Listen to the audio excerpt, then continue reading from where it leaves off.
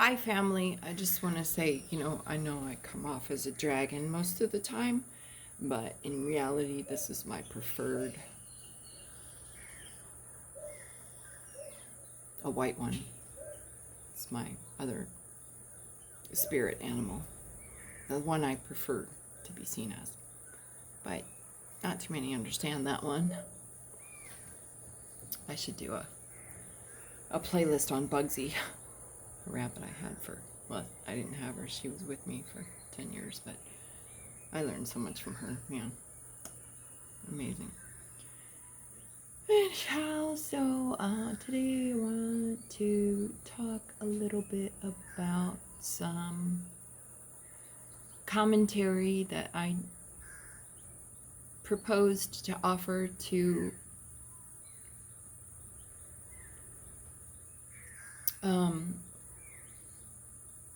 well, let's just say, okay, it's a friend of mine, and he has, I don't know how many, hundreds of thousands or millions of subscribers and followers.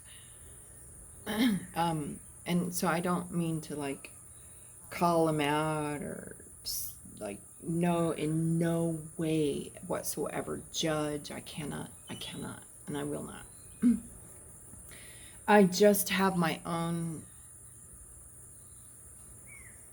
perspectives, and and I like to share when I may. And so I happened across my friend's video, and I'm gonna say he's a friend of mine. We don't hang out or nothing like that. It's that I met him at a conference a few years ago, and he's a nice guy. And anyway, he's got a podcast called The Nomad Capitalist, which refers to a nomad, meaning one who roams, who doesn't have a permanent residence, who has a passport full of stamps and various other, residency cards and places to bug out to. And this is the kind of concept that he based his channel in when I met him so many years ago, almost 10 years ago, I reckon. Anyway, it's called The Nomad Capitalist, and I have to do a whole nother video on that word alone, because it's got so many negative connotations by way of programming and propaganda to say that capitalism is bad, or it doesn't matter, IST or ISM. You need to like separate that word, right? And just refer to the capital, the capstone, what comes out of your mind, what comes out of your connection to your higher self to do whatever it is that you came here to do, whether that's to create a free energy devices or industries of the future, whatever your whatever, right? It's your capstone, your capital. Could even mean money, right? Or whatever. Just your investment, right? What you put into it. What is yours that you put into it? Nomad Capitalist is the name of the channel, and I invite you to give him a look and check it out for yourself. And if you like, subscribe and all that stuff, right? But anyway, I just wanted to make my own video, because I tried to post these comments to his channel and they were blocked. I literally got an error when I typed up all my comments in the video, and at the bottom it wouldn't, like when I hit enter or send or post, whatever the button said, it wouldn't post, and it kept saying returned error, because apparently there was too many words that the AI fact checkers on YouTube wouldn't allow me to post it. So I'll just read it for you here in my own video. So this is the commentary that I would offer to my friend's video, or my brother, the Nomad capitalist, on his video called Mexico's New President is a quote unquote nightmare for the right. So whenever you see things in quotes,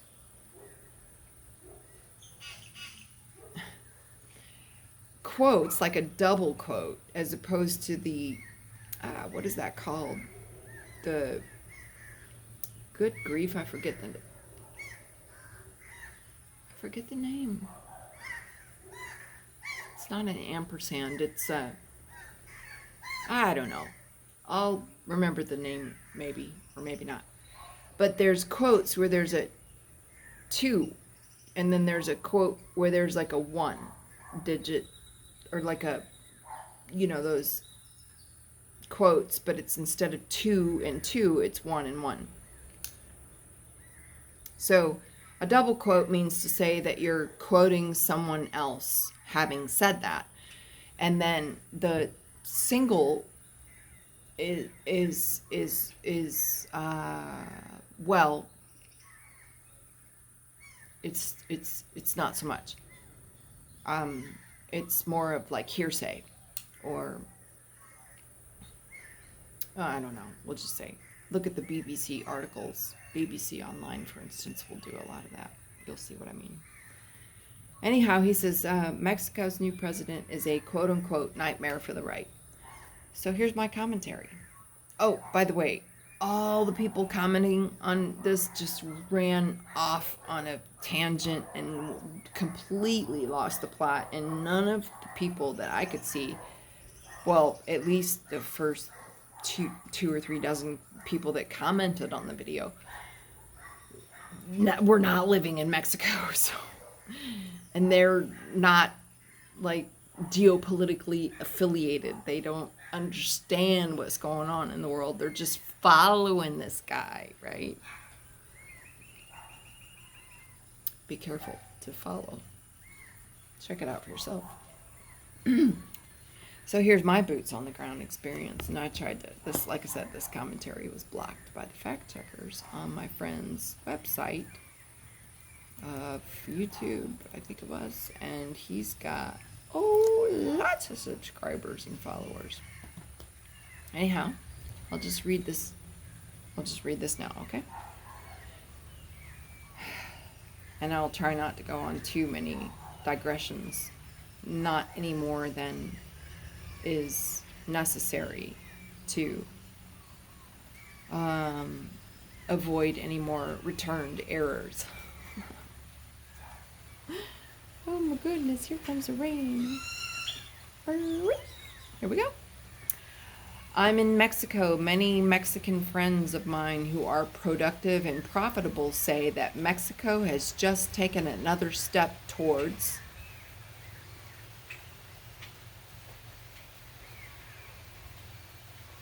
C like in Charlie, O, double M like in Mary, U, N like in Nancy, I, S like in Sam, M like in Maria, Mary.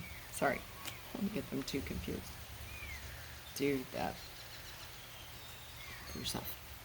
So I'm in Mexico for many years, and many Mexican friends who are productive and profitable say Mexico has just taken another step towards.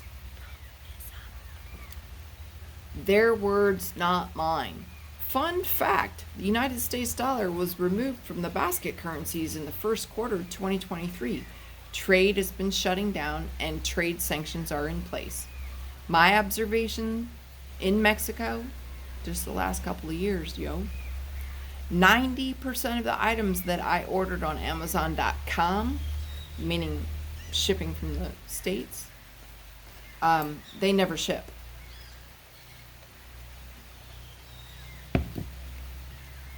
You pay for the order, but you never get a shipping date.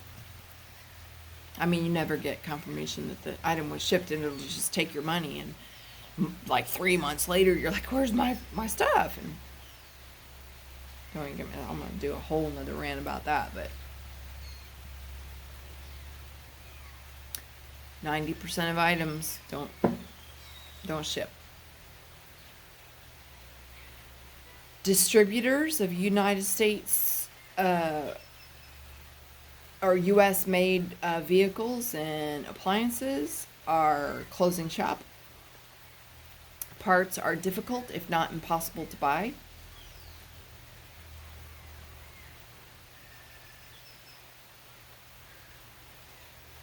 Everything's being outsourced to AI. There's like,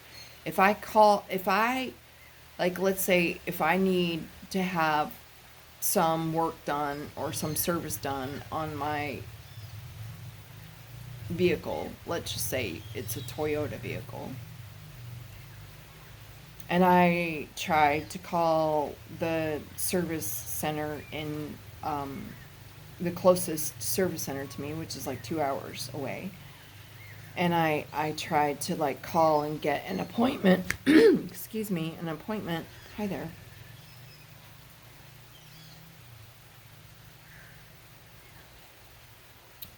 Little doggy came to say hi. Excuse me for the diversion. Yes. Gotta give props to the wolf spirit. I'm just talking about geopolitical issues and trying not to get flagged. Can't. Like, I used to call a number. One number. I had one number. Hi. It's Teresa. Oh, yes, I see. Here's your number. Here's your vehicle. Here's your service record. What can we do for you? I'd like to get fill in the blank. All right. Scheduled your appointment. Done. Go to the service center on the day of your appointment. Maybe your car's in the shop for 3 or 4 hours. But they have a little waiting room in there for you somewhere to sit and have a cup of coffee or watch the boob tube or use the Wi-Fi or whatever while you're waiting for your vehicle.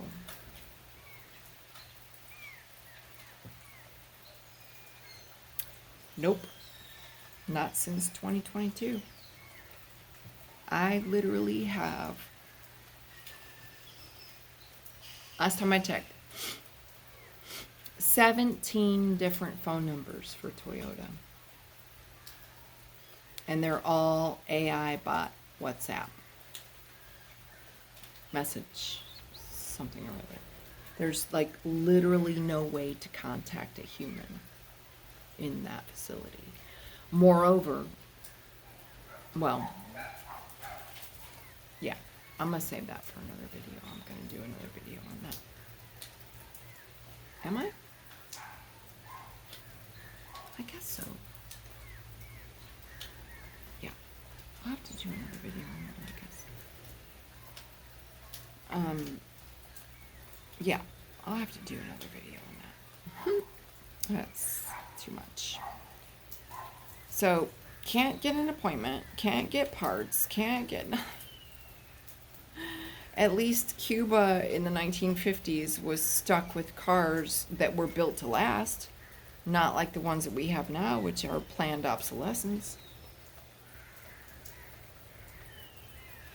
Give you some more examples. A refrigerator made in the United States and bought in Mexico 3 years ago. Yes, that's a refrigerator made in the United States, and I bought it here in Mexico 3 years ago. And I needed a $27 silicone seal replacement. I'm sorry, my grandma and grandpa had a refrigerator that didn't need any maintenance done on it at all in 35 years. But that's all right. Now this $27 silicone seal that I couldn't get, the appliance repair man literally said I had to order an entire refrigerator door. Let me read here from my notes. A $900 part plus $1,000 for shipping, insurance, and handling, and another $700 taxes at the border. And again, that's just to get it into the port, like whether that's Mexico City or Guadalajara. Now, after it leaves those port cities, there's shit tons of, shed loads of checkpoints along the road. And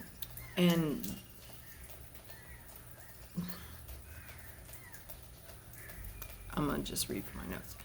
At each checkpoint China has in place along the road, you're literally going to encounter uniformed thugs on the road demanding extortion from you to bring in whatever you're trying to bring in. On top of all the taxes and the other bits and pieces that you're used to shipping and handling and blah, blah, blah. It's crazy. $27 silicone seal replacement is then, you know, $900 for the part, $1,000 for shipping, handling, insurance, blah, blah, blah. Another $700 for taxes at the border. And again, at each checkpoint China has in place along the road. I've had more than $4,000 worth of stuff stolen at the ports in the last 3 years, and I've been gouged for hundreds of dollars for personal items, not for resale or retail, that were in my suitcase at the port cities. There are already zone closures outside of Mexico City. Like there's, I said CDMX but this refers to the capital city of Mexico City, like the capital of the capital. And then from the capital city comes other, like, I don't know, cities and metropolis and suburbs and whatever. And there's like literally no transport trucks or vehicles are allowed to leave CDMX. Like there's, scroll down here and get to the rest of my notes. Whether it's DHL, FedEx, UPS, Estafeta, Tres Guerras, I don't know, all the different trucks that bring things from the port cities to the individuals, right?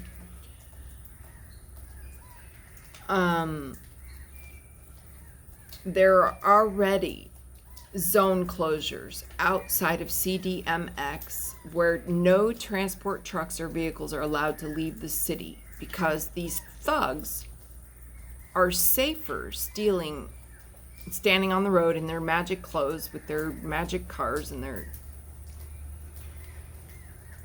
badges and whatever else they believe gives them the right to steal and stop people and arrest them and just harass them and just all this other violations of natural law.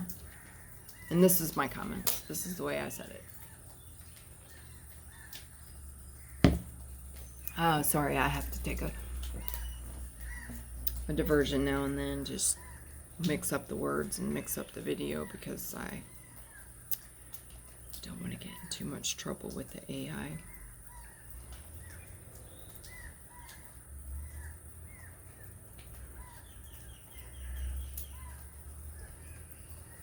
The thugs like to steal during the day and sleep at night. Anyhow, the chances of being killed by a pissed off Mexican are more likely in the cover of night. That's right, I said it. There are a few Mexicans here that will still stand up for themselves, especially truck drivers. And they're just trying to transport goods and they're not looking for a hard time, right? They're not looking to get stopped on the side of the road. They're already sitting in this damn vehicle for 10, 12, 18 hours. Like, it's just ridiculous. They're just barely scraping by. So they have to shut down, right?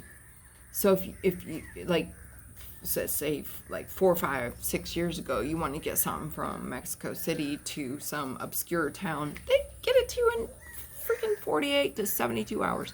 No, not anymore. Not anymore. They're shut down at night. They got it all zoned and sectored off, and it's all shut at night. Then I went on to say, good luck with a mule bringing anything over the border. Bags are being seized at the ports, bus stations, and yes, even out on the side of the road.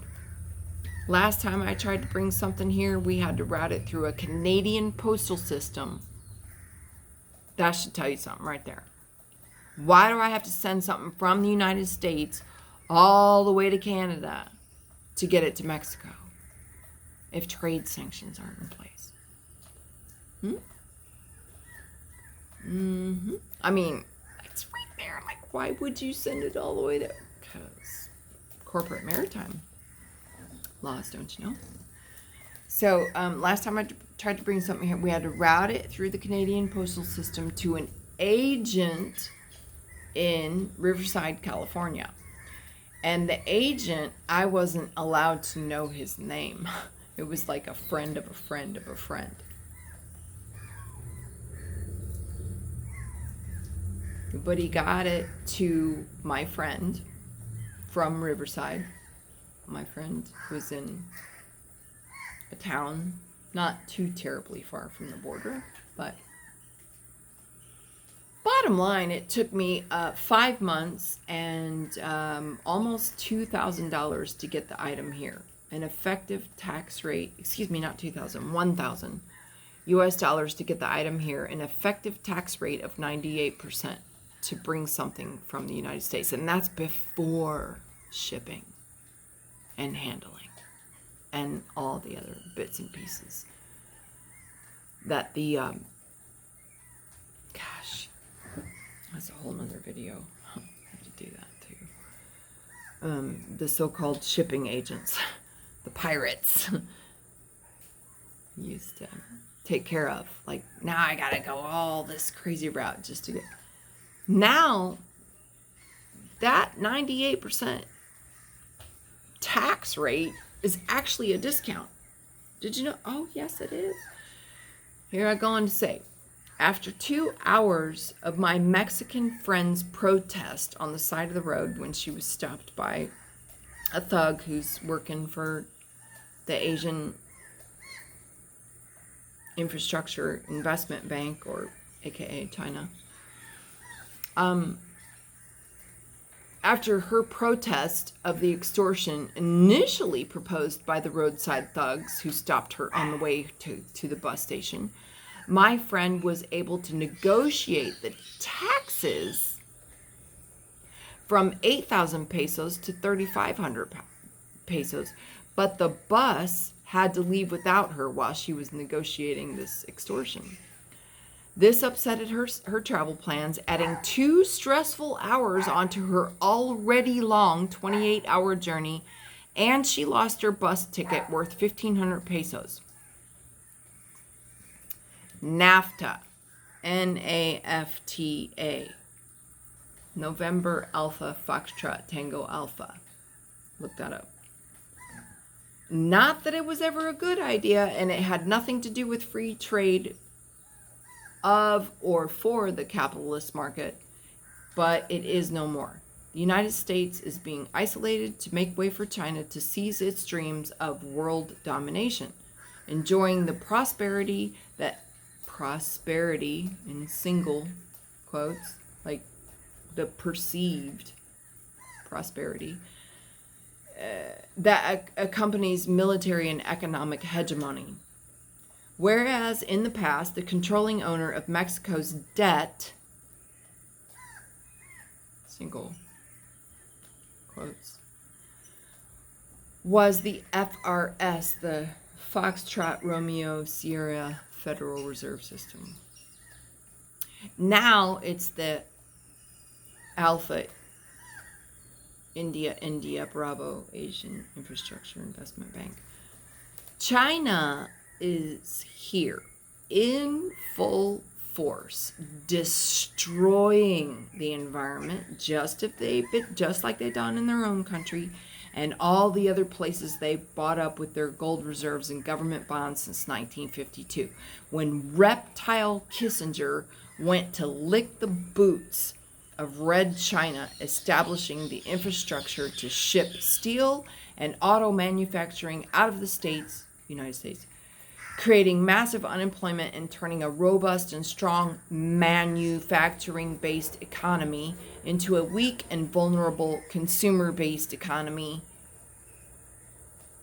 There are massive Chinese-owned commercial fishing trawlers less than 1 kilometer off the coast of Mexico. The skies are filled with chemtrails. There are no potable water sources anywhere. and the soil is destroyed with monocropped GMO produce, not for a local economy, but for global trade. I got to put my notes here. Oh. We go without electricity and water because all public utilities are switched at the grid to, like when I say the grid, I mean like the main cities where the main like power grid is, and then it flows out from there. So like it's all controlled from there to who gets what power first, right? Who gets priority. Now I'm gonna say something and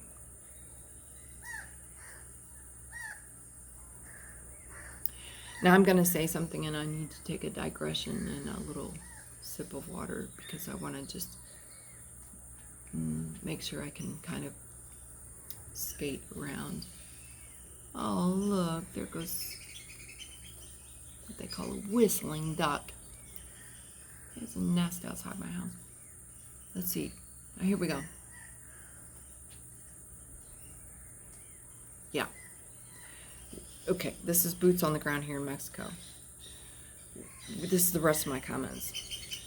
We go without electricity and water because all public utilities are switched at the grid to divert with priority to the diplomat zones.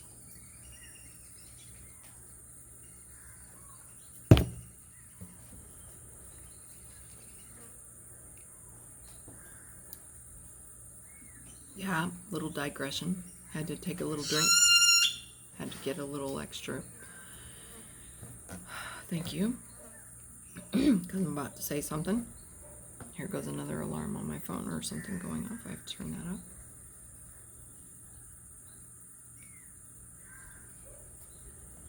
Yep, diverted to those zones. Ah, what do I mean by that?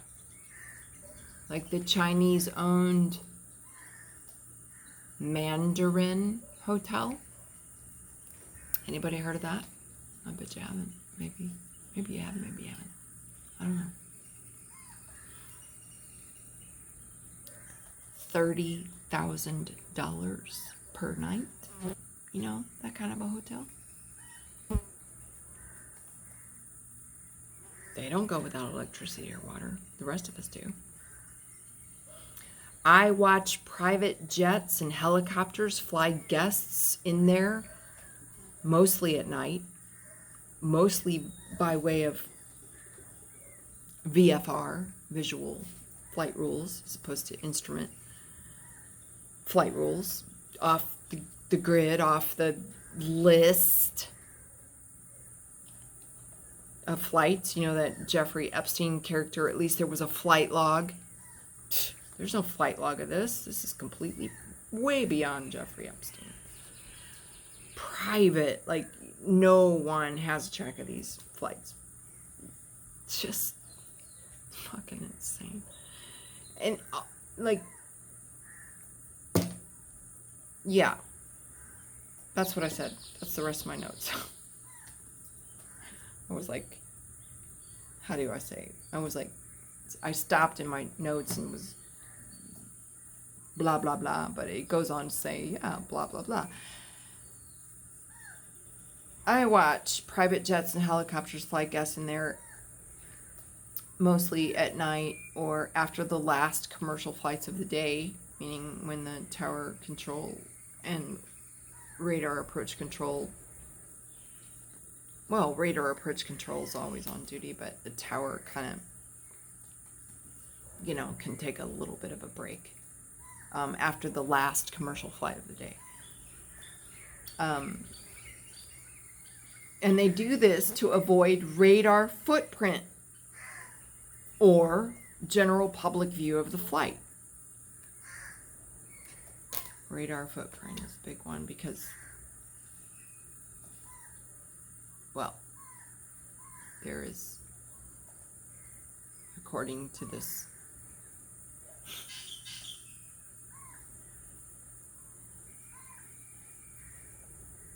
really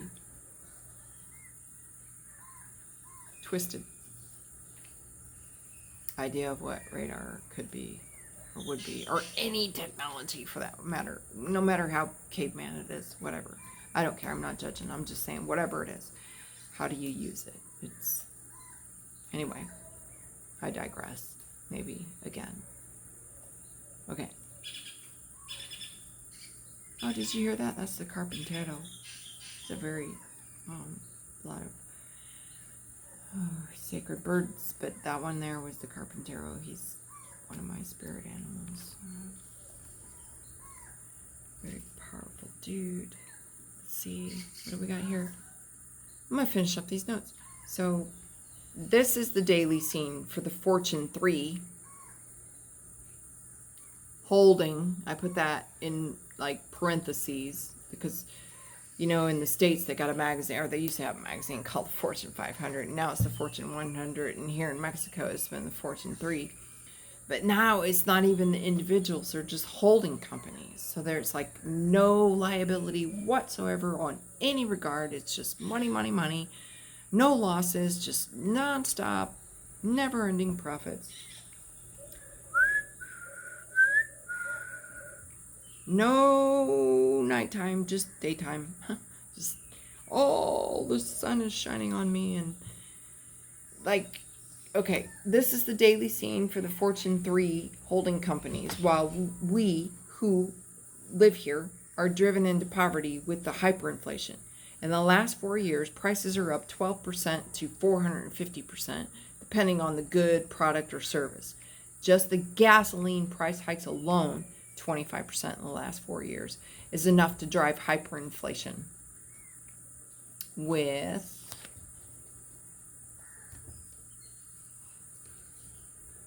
Is enough to drive hyperinflation and crush market competition for the TBTF, Tango Brava, Tango Foxtrot. Too big to fail. Those too big to fail types. And all their caveman technology. Of course, we don't really need the petroleum industry to fuel our economy. Free energy devices and anti-gravity vehicles exist, but there's zero government spending on that. To put it in perspective, income and personal property taxes alone in Mexico are roughly 40% for the average worker, much more for a small business owner. But leaving all that aside, let's calculate one of my favorite taxes.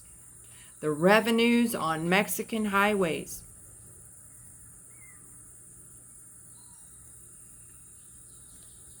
From toll booths.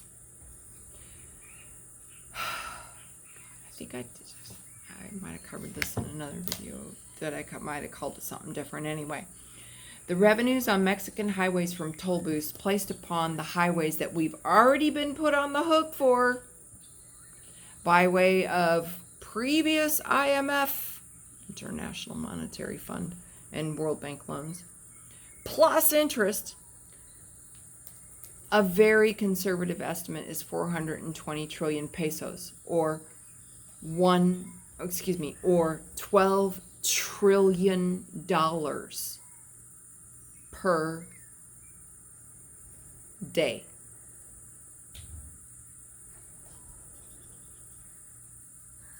Let me say that again.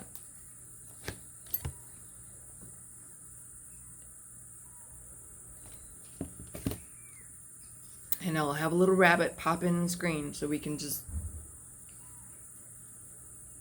keep things in perspective and not get like too upset. White rabbit, go down the hole with me for a second. Just for a second. Just saying.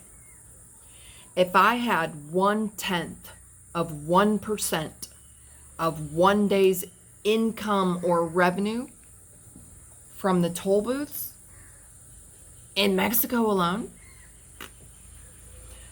I could gather a team, build a laboratory from scratch, and have a functional anti-gravity vehicle prototype by the end of the year. Then, just 1% more of that day's income, we could establish manufacturing infrastructure across the country.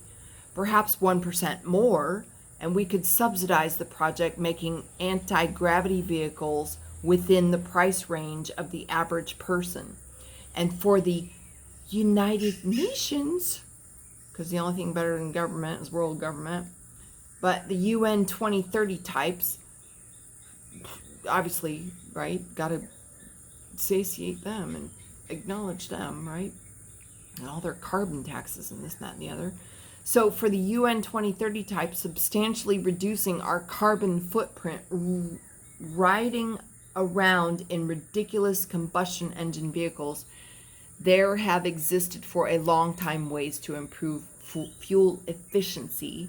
But here in Mexico, not only are there no attempts or not even acknowledgement / debate on that topic. Rather, they put corn sugar fodder in the gas to purposefully gunk up the engines, then sell you fuel additives for $7 a bottle at the gas pump. And then they were talking about, I don't know how much more of this I got to go here. They were talking about utilities and stuff like, and I was referring to the utilities and it's just like the holding groups and all the kind of shit that goes on in the market, and people don't know nothing about it. But it happens. Just because you're not paying attention don't mean it's not happening. So it goes on to say, of course these Berkshire Hathaway types have influence on the market, convincing small investors to follow the moves of Warren Buffett. Well, or isn't he dead? I don't know who they're following now. Well, another fun fact is, at least in the United States, between 2008 and 2014, Berkshire Hathaway gained controlling interest in the national public utility infrastructure and railways. And wasn't it Berkshire Hathaway, along with every other corporation who sold its shares to an undisclosed foreign investors?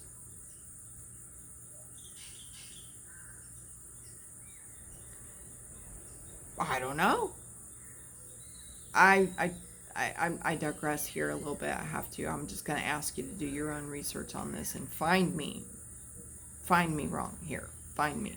Tell me something. I hope I'm wrong. Because I went on to say, where are all the CEOs and boards of directors that used to reside in these so-called corporations? Nope, they're all gone. Everything's being run by artificial intelligence. All entities fall under the parasitical umbrella of one or more holding companies. Most recent news, U.S. expats can now only own property through a bank trust. That plan was put into place to increase the bank's holdings in anticipation of the expats whose Social Security checks and other small sources of income no longer paid the bills in Mexico. The valuation of the United States dollar here is down 20% since fourth quarter of 2023. That is, what are we now? January, February, March, April, May, June.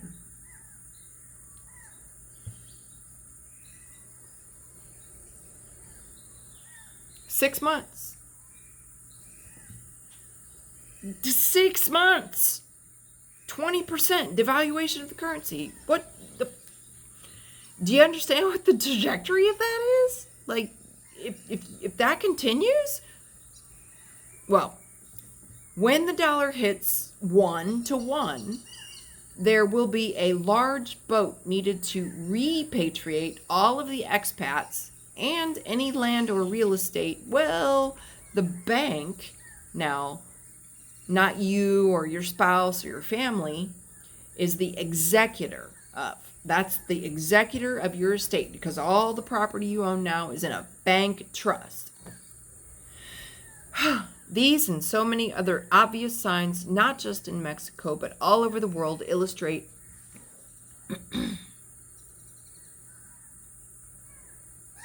I'm going to say it. Ready? Here we go. Communism was never defeated. It pervades every aspect of our existence, our politics, our marketplace, our healthcare, our education system, and of course the economy. This woman president, I presume, a self-described spawn of the synagogue of Satan, is touting the same ridiculous idea that wages need to be increased to keep up with inflation. More regulation and taxes for big business, of course, because only 2 or 3 businesses in Mexico, 2 or 3 businesses in Mexico can manage such wage increases and taxes. All others are forced out of business, assets liquidated, more gains for the top-down control of the too big to fail players. It's not the wages, it's the money itself, subject to central bank manipulation and interest rates. In the United States, it's 111 years under the Federal Reserve System. Can we see the elephant in the room? Inflation and taxes are the source of the problem, not the wages. The only stocks going up in Mexico will be the usual: alcohol and pharmaceutical drugs, as the general population seeks Soma-style escape from the brave new world or nightmare which is unfolding, as you would expect with a woman at the helm in this Kali Yuga. This woman is not good news for Mexico, not at all. She's on board with the UN's climate change PSYOP, psychological operations, and the green energy she professes is actually likewise dictated by the United Nations. More obsolete, dirty crap, solar panels and wind farms, all inferior and highly toxic caveman ideologies. And just as with all the cons in the U.S. Congress, she must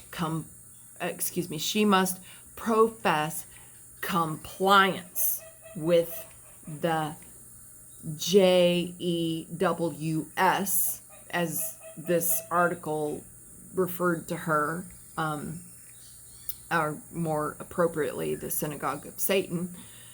Compliance with the Jews to drop a hint, to tick the "you've been informed" checklist. Hey, public, you've been informed. This person is of the Synagogue of Satan.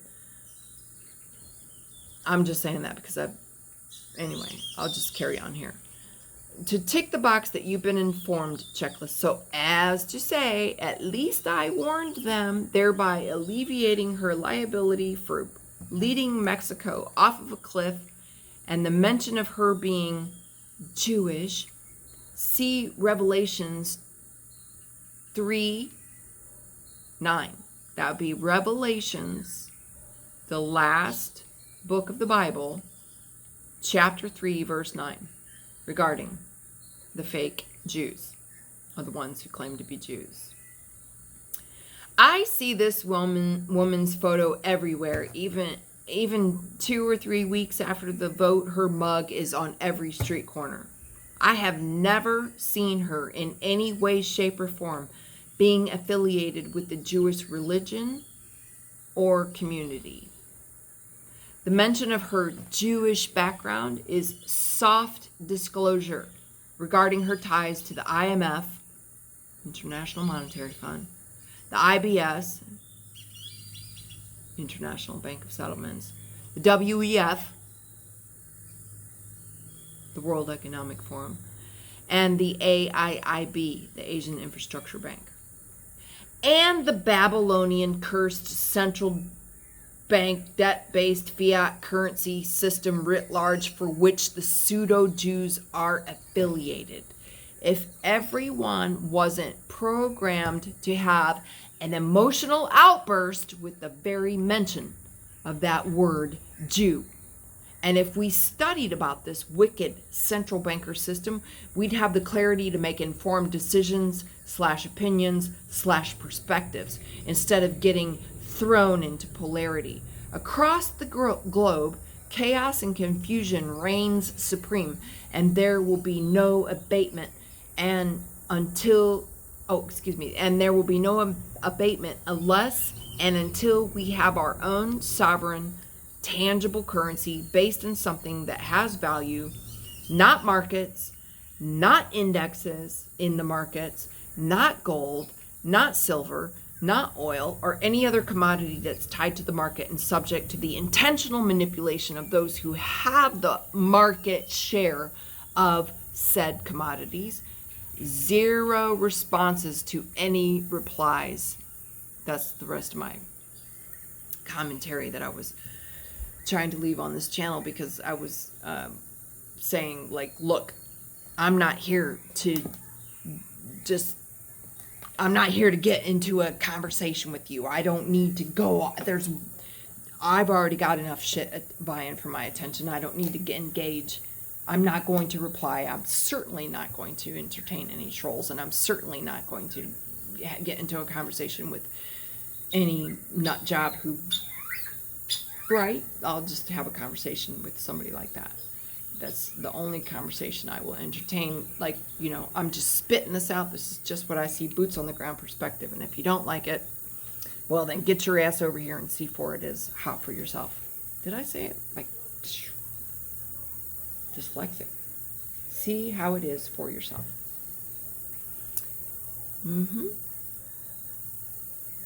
Yeah, 0 responses to any replies. I won't give any responses to any replies on this channel. I don't need or want to spend any more time. I'm just leaving this with you guys to ponder. Questions and answers can be addressed in G. Edward Griffin's book, The Creature from Jekyll Island, or you can refer to Plato's arguments. Plato and his arguments substantiating why democracy is the worst form of government.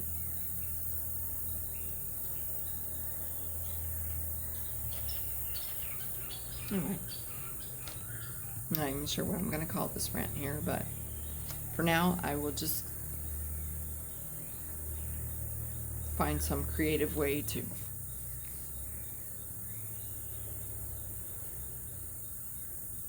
bury it in some travel review. That's what it'll do. Travel review. Oh shit, family. Anyway, thanks for listening to the rant. Stay tuned. Ciao for now.